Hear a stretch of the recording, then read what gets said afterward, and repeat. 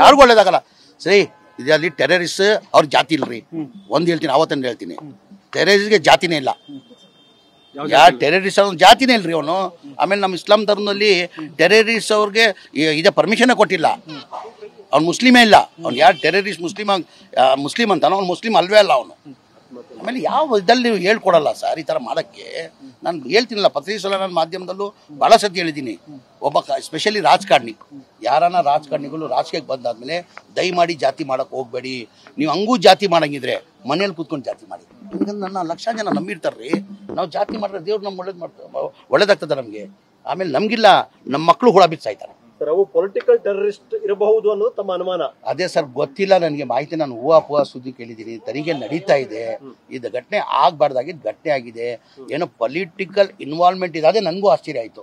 ಈಗ 11ನೇ ತಾರೀಕು ಬಿಹಾರ್ ಚುನಾವಣೆ ಇದ್ದಿದ್ದು, ಇದು 10ನೇ ತಾರೀಕು ಇನ್ಸಿಡೆಂಟ್ ಆಗಿರೋದು. ಅದೆಲ್ಲ ಒಂದು ಕಡೆ ಹೂವಾ ಸುದ್ದಿಗಳು. ಹಂಗೇನಾರು ಆಗಿದ್ರೆ ಅದು ಯಾರಿಗೂ ಒಳ್ಳೇದಿಲ್ಲ, ಯಾರಿಗೂ ಒಳ್ಳೇದಾಗಲ್ಲ. ಟೈಮಿಂಗ್ಲಿ ನಿಮ್ಗೆ ಒಳ್ಳೇದಾಗ್ಬೋದು, ಮುಂದೆ ಭಾಳ ಕಷ್ಟ ಅನುಭವಿಸ್ತೀರಾ. ಈ ರೀತಿಯ ಘಟನೆಗಳು ಹಿಂದೇನೂ ಆಗಿರ್ಬೋದು ಅಂತ ಯಾವ್ದಾದ್ರು ಘಟನೆ ನಾನು ಹೆಚ್ಚಾಗಿ ಮಾತಾಡಕ್ ಹೋಗಲ್ಲ.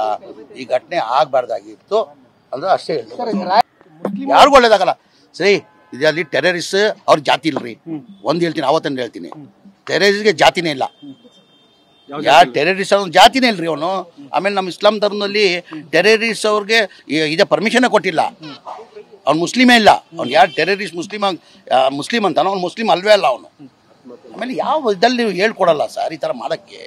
ನಾನು ಹೇಳ್ತೀನಲ್ಲ, ಪ್ರತಿ ಸಲ ನನ್ನ ಮಾಧ್ಯಮದಲ್ಲೂ ಭಾಳ ಸತಿ ಹೇಳಿದ್ದೀನಿ, ಒಬ್ಬ ಸ್ಪೆಷಲಿ ರಾಜಕಾರಣಿ, ಯಾರನ್ನ ರಾಜಕಾರಣಿಗಳು ರಾಜಕೀಯಕ್ಕೆ ಬಂದಾದ್ಮೇಲೆ ದಯಮಾಡಿ ಜಾತಿ ಮಾಡೋಕ್ಕೆ ಹೋಗಬೇಡಿ.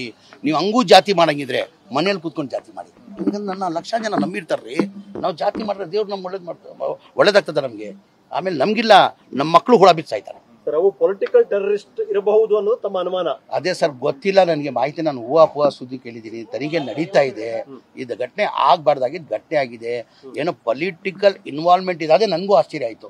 ಈಗ 11ನೇ ತಾರೀಕು ಬಿಹಾರ್ ಚುನಾವಣೆ ಇದ್ದಿದ್ದು, ಇದು 10ನೇ ತಾರೀಕು ಇನ್ಸಿಡೆಂಟ್ ಆಗಿರೋದು. ಅದೆಲ್ಲ ಒಂದು ಕಡೆ ಹೂವಾ ಸುದ್ದಿಗಳು.